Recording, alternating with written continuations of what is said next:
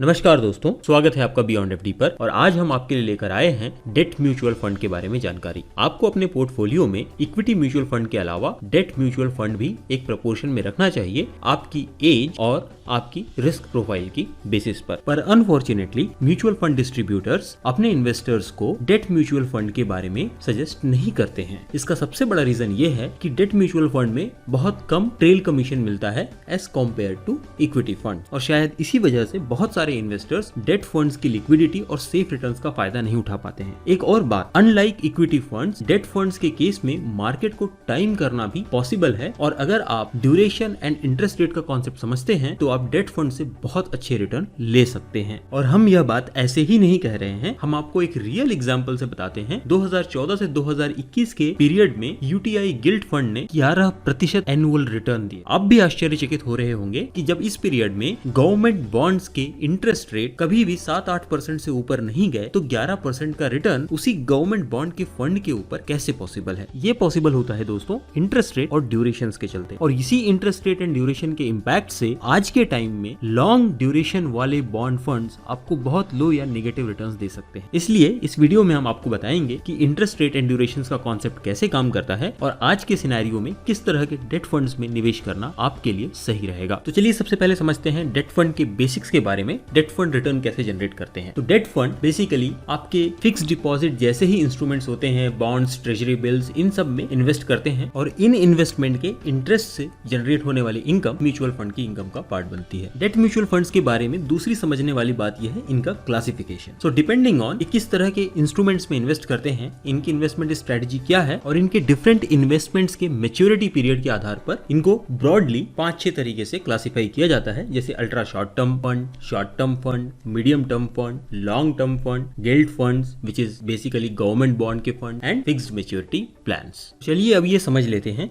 कि debt mutual fund में investment FD में इन्वेस्टमेंट से अलग कैसे है। तो डेट फंड में जब आप इन्वेस्ट करते हैं तो आपको चांस मिलता है अलग अलग बॉन्ड्स में, अलग अलग तरह के इंस्ट्रूमेंट्स में इन्वेस्ट करने का। वहीं जब आप एफडी में इन्वेस्ट करते हैं तो आप कोई एक एफडी 5 इयर्स, 7 इयर्स, 3 इयर्स की एफडी में इन्वेस्ट कर पाते हैं। डेट फंड्स ट्रेडेबल बॉन्ड्स में इन्वेस्ट करते हैं, मतलब कि उनको मैच्योरिटी के पहले भी बेचा जा सकता है। वहीं एफडी को समय से पहले विड्रॉ करने पर हमें पेनल्टी देनी पड़ती है। पर सबसे बड़ा फायदा डेट म्यूचुअल फंड्स में इन्वेस्ट करने का है कैपिटल गेन्स। आपके एफडी की वैल्यू चेंज नहीं होती है, परंतु बॉन्ड्स की value depending on interest rate change होती रहती है, और ये हम आगे वीडियो में आपको डिटेल में एग्जांपल के साथ समझाएंगे। डेट फंड्स में इन्वेस्ट करने का अगला बड़ा फायदा है डाइवर्सिफिकेशन। आपको अलग अलग तरह की एसेट्स में इन्वेस्ट करने का मौका मिलता है। इन सब डिफरेंस के अलावा एक और बहुत बड़ा फायदा है डेट फंड्स में इन्वेस्ट करने का, और वो है इसकी टैक्स एफिशिएंसी। जब आप डेट फंड्स में इन्वेस्ट करते हैं तो आपकी जो इंटरेस्ट इनकम होती है वो हर साल टैक्स नहीं होती है, जबकि फिक्स डिपॉजिट्स के केस में ऐसा नहीं होता है। डेट फंड्स के केस में टैक्सेस तब तक पेएबल नहीं होते हैं जब तक कि आप उस फंड को सेल नहीं करते हैं,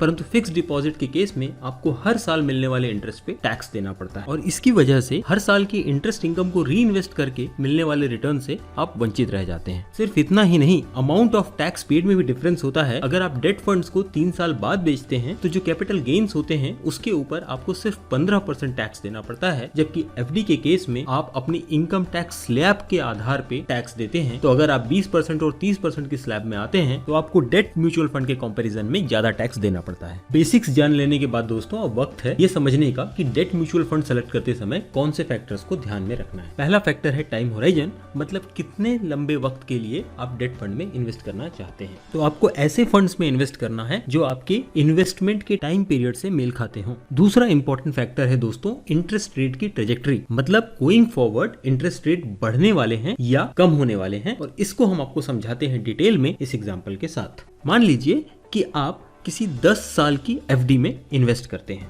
और इन्वेस्टमेंट अमाउंट है 10,000। आज का इंटरेस्ट रेट अगर हम 6% माने तो क्या होगा कि अगले 10 वर्षों तक आपको हर साल 600 रुपए एज इंटरेस्ट मिलते रहेंगे। और जरा सोचिए कि आपके ये एफडी खुलवाने के तुरंत बाद इंटरेस्ट रेट बढ़कर 7% हो जाते हैं, तो क्या होगा कि जो नई वाली एफडी है उस पर अगर कोई इन्वेस्ट करे तो उसको हर साल 600 की बजाय 700 रुपए मिलेंगे। इसका मतलब क्या हुआ कि आपकी जो एफडी है उसकी वैल्यू कम है क्योंकि वो आपको कम इंटरेस्ट देती है, और जो नई एफडी है उसकी वैल्यू ज्यादा है क्योंकि वो आपको ज्यादा इंटरेस्ट दे रही है। और इनकी वैल्यू में जो फर्क होता है वो दो फैक्टर्स पे डिपेंड करता है। पहला कि इंटरेस्ट रेट में कितना फर्क है और दूसरा कि ये कितने वर्षों की एफडी है। और हम ये निकाल सकते हैं दोस्तों एक्सेल के पीवी फंक्शन से। तो अगर ये 10 वर्षों की एफडी थी तो इसकी वैल्यू इंटरेस्ट रेट के 7% हो जाने पे 9,298 रुपए हो जाएगी 10,000 से घटकर। अगर यही 7 वर्षों की एफडी होती तो इसकी वैल्यू 9,461 होती और यही एफडी अगर 3 साल की होती तो 9,738 रुपए होती और अगर 1 साल की होती तो इसकी वैल्यू 9,907 रुपए होती और यही एफडी मान लीजिए कि सिर्फ 4 महीने की होती तो इसकी वैल्यू 9,971 रुपए होती। तो हमने आपको समझाने के लिए ये बताया था कि आपके एफडी की वैल्यू ऐसे चेंज होती। ये बात सच है कि एफडी की वैल्यू चेंज नहीं होती है, परंतु जो डेट म्यूचुअल फंड्स होते हैं उनकी वैल्यू में इस तरीके से चेंज आता है। इस वीडियो की शुरुआत में दोस्तों हमने आपसे कहा था कि इस समय लॉन्ग ड्यूरेशन के डेट फंड्स में इन्वेस्ट करना उचित नहीं है। उसका रीजन यही था क्योंकि आने वाले समय में इंटरेस्ट रेट हाई इन्फ्लेशन के चलते बढ़ने वाले हैं और अगर आपने आज से 6 महीने या 1 साल पहले 5%, 5.5% की एफडी में इन्वेस्ट किया हो तो भी आपको लॉस होने वाला है। ये तो देखा था हमने दोस्तों पहला सिनेरियो जहां पे कि इंटरेस्ट रेट बढ़ते हैं। तब क्या होता है जब इंटरेस्ट रेट कम होते हैं? तो हम लेते हैं वही एग्जाम्पल। मान लीजिए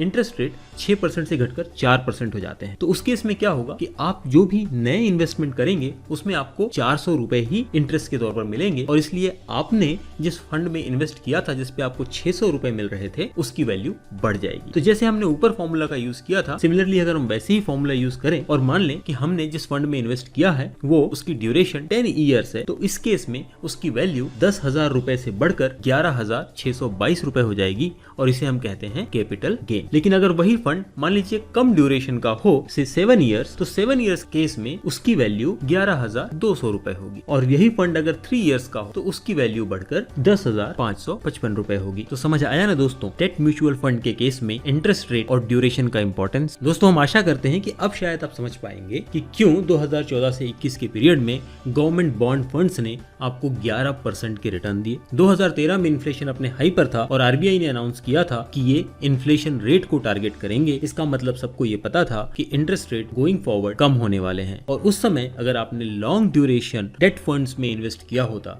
तो आपको अपने डेट पोर्टफोलियो पे भी सुपीरियर और रिस्क फ्री रिटर्न मिले होते। तो चलिए दोस्तों हम वापस चलते हैं उन सारे फैक्टर्स पर जो कि म्यूचुअल फंड सिलेक्शन के लिए इंपॉर्टेंट हैं और उसमें इंटरेस्ट रेट समझने के बाद अब तीसरा फैक्टर है मैकॉले ड्यूरेशन। हमने अपने एग्जांपल में एक एफडी का एग्जांपल लिया था क्योंकि डेट फंड्स बहुत सारे बॉन्ड्स में इन्वेस्ट करते हैं तो उन सब बॉन्ड्स की जो एवरेज ड्यूरेशन होती है वो कहलाती है मैकॉले ड्यूरेशन। और चौथा इंपॉर्टेंट पॉइंट है क्रेडिट प्रोफाइल।